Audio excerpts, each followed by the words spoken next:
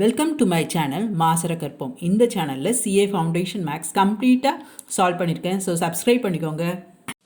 அடுத்தது, if a random variable x follows normal distribution with mean 120 and standard deviation 40. அப்போ sigma தான் நமக்கு கொடுத்துருக்காங்க. வேரியன்ஸாக அது ஸ்டாண்டர்ட் டிவியேஷனாக மட்டும் கவனிச்சுக்கணும்.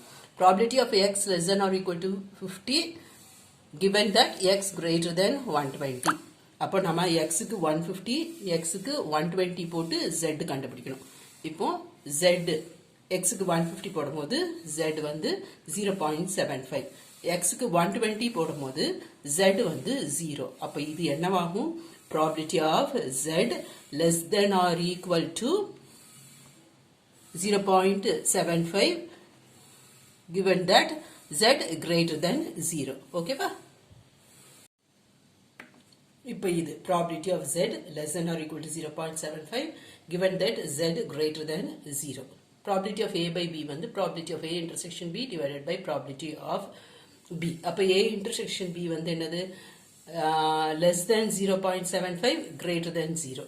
இதுதானே காமனான ஏரியா. அப்போ வந்து இது probability of z between 0 and 0.75. இதுக்கு நடுவில் மட்டும் அது இப்படி தானே எழுதணும்.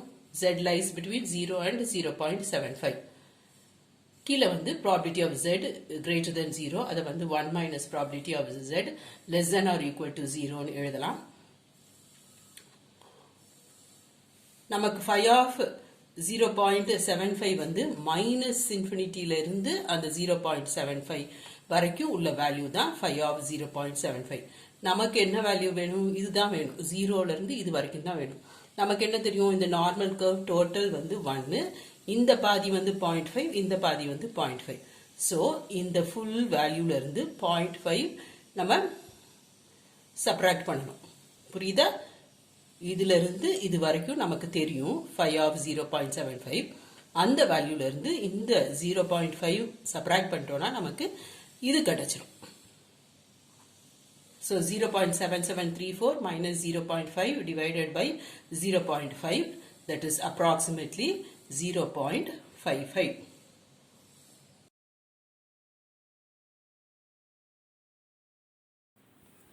இந்த வீடியோ பிடிச்சிருந்தா லைக் பண்ணுங்க. என்ன டவுட்